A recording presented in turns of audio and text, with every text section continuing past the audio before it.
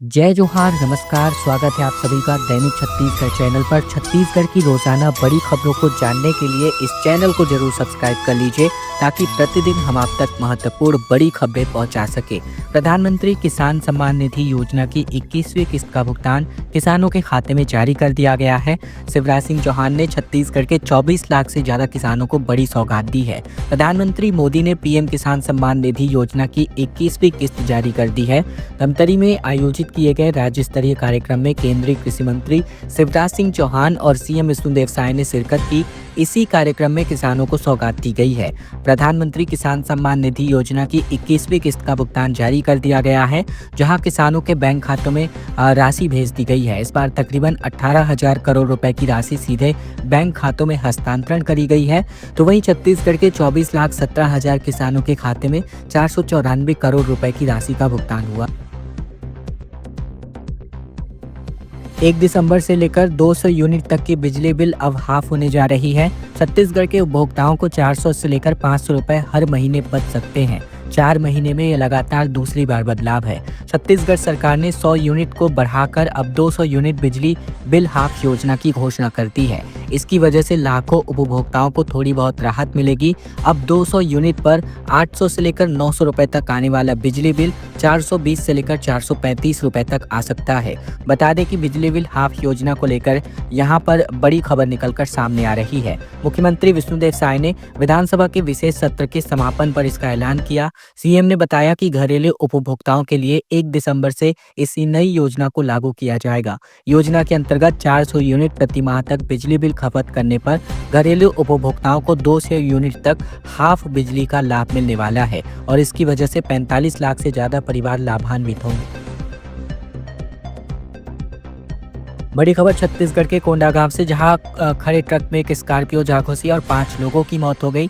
छत्तीसगढ़ के कोंडागांव जिले में 18 नवंबर की रात तेज रफ्तार स्कॉर्पियो खड़े ट्रक में जा घुसी और इस हादसे में पिता पुत्र समेत 2 परिवार के तकरीबन 5 लोगों की मौके पर ही मौत हो गई। 7 लोग गंभीर रूप से घायल हैं, जिनमें से 3 के हालात गंभीर हैं। गंभीर रूप से घायलों को जगदलपुर रेफर किया गया और ये पूरा मामला सिटी कोतवाली थाना क्षेत्र का बताया जा रहा है। छत्तीसगढ़ के बिलासपुर, जसपुर समेत 5 जिलों में शीतलहर को लेकर येलो अलर्ट जारी है। रायगढ़ में ठिठुरन है, जहां 9 जगहों पर अलाव की व्यवस्था करी गई है।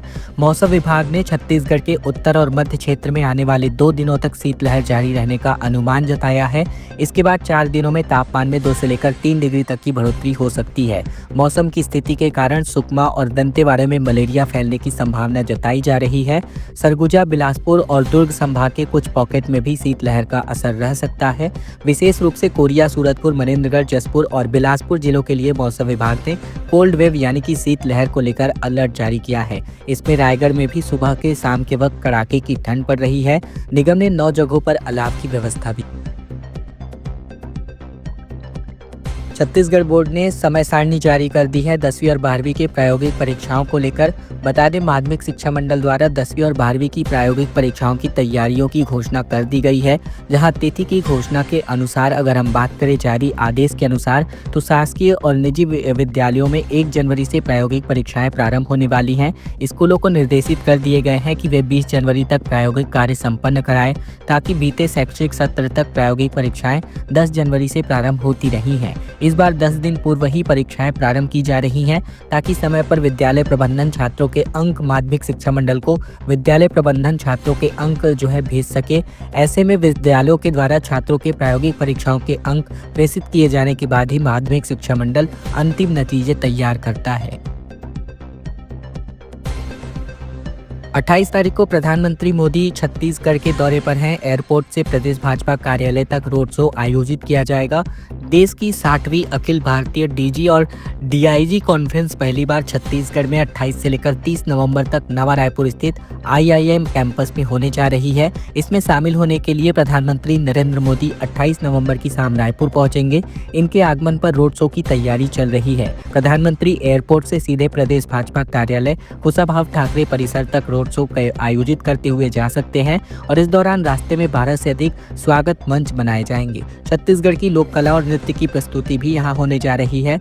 रोड शो के दौरान फुंडहर चौक पर प्रधानमंत्री अटल बिहारी वाजपेयी की प्रतिमा का अनावरण किया जाएगा।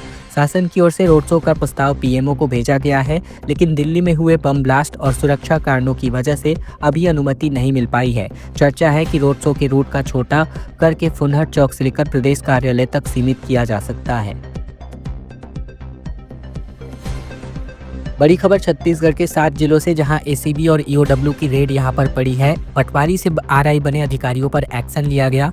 रायपुर, बिलासपुर समेत 19 ठिकानों पर छापेमार कार्यवाही करी गई है। छत्तीसगढ़ के एसीबी और ईओडब्ल्यू ने पटवारी से लेकर आरआई बने अधिकारियों के ठिकानों पर छापेमार कार्यवाही करी है। संयुक्त टीम ने तड़के रायपुर, बिलासपुर, दुर्ग समेत कुल मिलाकर 7 जिलों में एक साथ 19 जगहों पर ठिकाने पर छापेमार कार्यवाही करी।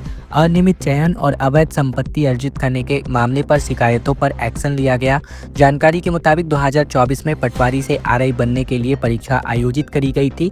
इस परीक्षा में बड़े पैमाने पर गड़बड़ी की शिकायत सरकार को मिली थी और इसके बाद से ही एसीबी और ईओडब्ल्यू की टीम जानकारी जुटा रही थी। इस मामले में जांच एजेंसी ने अपराध दर्ज कर लिया है।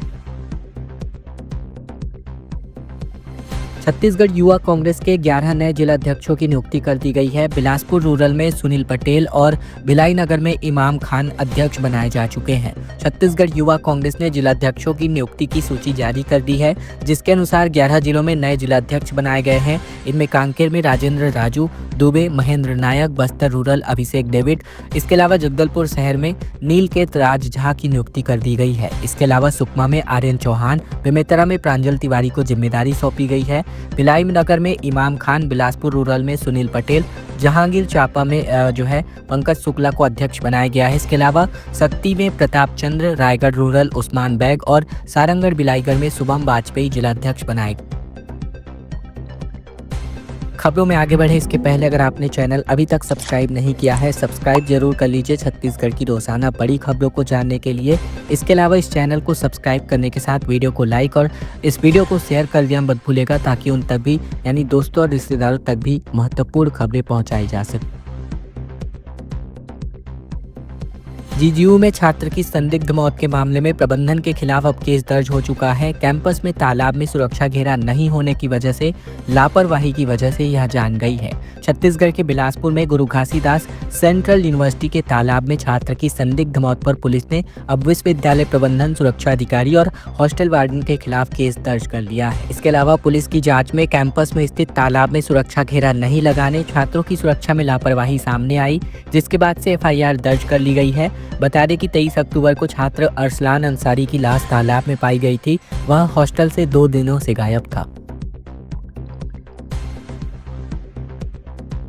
नक्सलियों के टॉप लीडर देवजी के मारे जाने की बड़ी खबर है। छत्तीसगढ़ आंध्र प्रदेश बॉर्डर पर 7 नक्सली ढेर हो चुके हैं।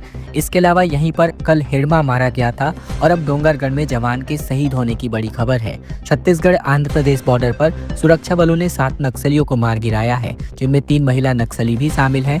पोलित ब्यूरो मेंबर और नक्सल महासचिव देवजी के मारे जाने की भी बड़ी खबर है। सभी के शव और हथियार बरामद कर लिए गए हैं। 4 नक्सलियों के पहचान की पुष्टि हो चुकी है, 3 की पहचान अब भी की जा रही है।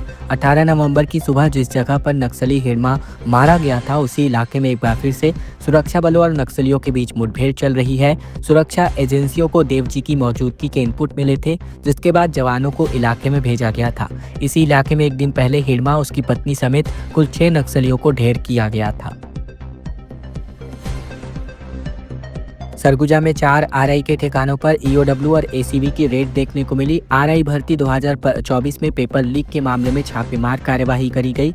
ईओडब्ल्यू और एसीबी की टीम ने छत्तीसगढ़ के 20 ठिकानों पर 20 स्थानों पर एक साथ दबिश दी है। ये पूरा मामला साल 2024 से जुड़ा हुआ है, जहां आरआई भर्ती में पेपर लीक से जुड़ा हुआ है, जिसमें एफआईआर दर्ज कर ली गई थी। टीम संपत्ति के साथ संदिग्ध लेन देन एवं पेपर लीक से जुड़े दस्तावेजों की जाँच कर रही है।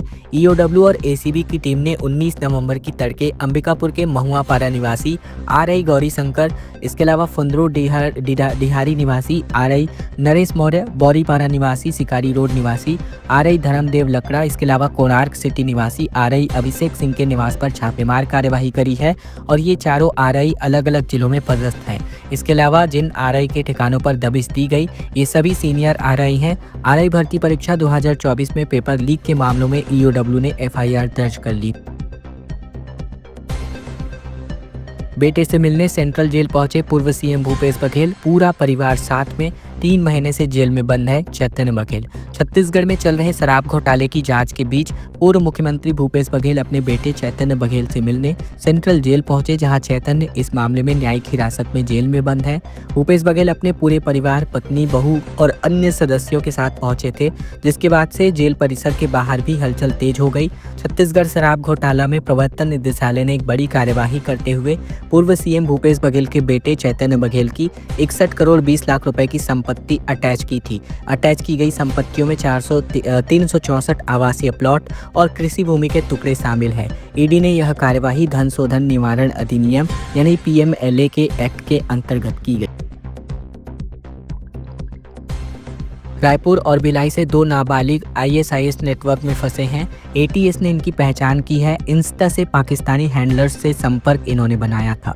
छत्तीसगढ़ में आतंकी संगठन आईएसआईएस अपना नेटवर्क बनाने की कोशिश कर रहा है। आतंकवादी विरोधी दस्ता यानी एटीएस ने 2 युवकों की पहचान की है, जिनमें से पाकिस्तान स्थित आईएसआईएस ने हैंडलर्स के इंस्टाग्राम के माध्यम से इनसे संपर्क किया। जांच में ये पता चला कि पाकिस्तान स्थित आईएसआईएस मॉड्यूल भारत में भी अस्थिरता फैलाने की साजिश रच रहा है। इसके तहत फर्जी सोशल मीडिया अकाउंट्स के जरिए भारतीय युवाओं और किशोरों को निशाना बनाया जा रहा था। इस मामले में एटीएस ने संयुक्त राष्ट्र यानी यूएपीए अधिनियम 1967 के अंतर्गत देर रात पहली एफआईआर दर्ज करी है। कृषि विश्वविद्यालय में अंतर महाविद्यालयीन खेलकूद प्रतियोगिता का आयोजन शुरू होने जा रहा है। आज से 11 कॉलेजों के खिलाड़ी इसमें शिरकत करेंगे। दरअसल इंदिरा गांधी कृषि विश्वविद्यालय रायपुर के अंतर्गत कृषि महाविद्यालय रायपुर में पूर्व क्षेत्रीय अंतर महाविद्यालयीन खेलकूद प्रतियोगिता 2025 की शुरुआत 19 नवंबर से होने जा रही है। कुलपति डॉक्टर गिरीश चंदेल सुबह 10 बजे कृषि महाविद्यालय परिसर में पूर्वी क्षेत्रीय अंतर महाविद्यालयीन खेलकूद प्रतियोगिता का शुभारंभ करेंगे। इसके अलावा बता दें, स्वामी विवेकानंद अभियांत्रिकी महाविद्यालय, इसके अलावा रायपुर खाद्य प्रौद्योगिकी महाविद्यालय रायपुर, कृषि महाविद्यालय महासमुंद, कृषि महाविद्यालय भाटापारा, इसके अलावा पाटन, दुर्ग और साथ ही बात करें तो गरियाबंद के लगभग 300 छात्र छात्राएं शामिल होंगी। इसके अलावा 19 से लेकर 21 अक्टूबर 2025 तक आयोजित होने वाली इस 3 दिवसीय खेलकूद प्रतियोगिता के अंतर्गत विभिन्न प्रकार के क्रीड़ा स्पर्धाओं का आयोजन होने जा रहा है। दुर्ग में मिर्ची पाउडर आंख में झोंक करके लूटे जेवर को लूटा गया। 6 आरोपियों ने आपस में सोने और चांदी के गहने बांटे और 9 महीने बाद जाकर इनको पकड़ा गया है। दुर्ग जिले में आंखों में मिर्ची पाउडर झोंककर लूट की वारदात को अंजाम दिया गया और ये पूरी घटना 22 फरवरी की है। इसके अलावा बता दें कि ग्राम तेकापार निवासी 3 अज्ञात आरोपियों ने युवक की आंखों में मिर्ची पाउडर फेंक दिया और उसके बैग से लगभग 96,000 रुपए के सोने और चांदी के आभूषण लूटकर फरार हो गए थे। मामला बोरी थाना क्षेत्र का है। पुलिस ने 6 आरोपियों को गिरफ्तार किया है। इनमें से एक आरोपी नागपुर महाराष्ट्र का रहने वाला है, जिसने लूट के गहनों को नागपुर के ही सोना व्यापारी को बेचने की कोशिश की थी। पुलिस ने आरोपियों के पास से लगभग 1 लाख रुपए के सोने चांदी के जेवर, बाइक और चाकू बरामद किए हैं। करणी सेना के अध्यक्ष ने कहा कि थाने में बेटी के कपड़े फाड़े। बीजेपी सांसद ने बोले कि 5 करोड़ रुपए मांगे। रोहित का एनकाउंटर करना चाहती है पुलिस, सबकी वर्दी उतरवाऊंगा। दरअसल सूदखोरी, जबरन वसूली और दहशत फैलाने के मामले के केस में 5 महीने से फरार वीरेंद्र सिंह तोमर को रायपुर पुलिस ने 9 नवंबर को ग्वालियर से अरेस्ट किया था। इसके बाद वीरेंद्र सिंह तोमर का जुलूस निकाला गया, जिस पर प्रतिक्रिया देते हुए राष्ट्रीय क्षत्रिय करणी सेना के संस्थापक और अध्यक्ष डॉक्टर राज शेखावत ने पुलिस वालों के घर में घुस करके धमकी दे डाली है। इसके अलावा फेसबुक लाइव आकर के शेखावत ने सरकार को चुनौती दी है कि 7 दिसंबर के अंतर्गत अगर तोमर के परिवार को न्याय नहीं मिलता है तो पूरा क्षत्रिय समाज राजधानी रायपुर में आंदोलन करेगा। पूरे मसले पर डॉक्टर राज शेखावत से बातचीत भी की गई। खबरों का सिलसिला बस यहीं तक का था। अगर आपको यह वीडियो पसंद आया, वीडियो को एक छोटा सा लाइक कर दीजिए। चैनल पर नए हैं, चैनल जरूर सब्सक्राइब कर लीजिए ताकि बिना किसी रुकावट छत्तीसगढ़ की तमाम बड़ी खबरें हम आप तक पहुंचा सके। तो इस वीडियो को लाइक और चैनल को सब्सक्राइब करने का छोटा सा काम आप लोगों को जरूर से नहीं भूलना है।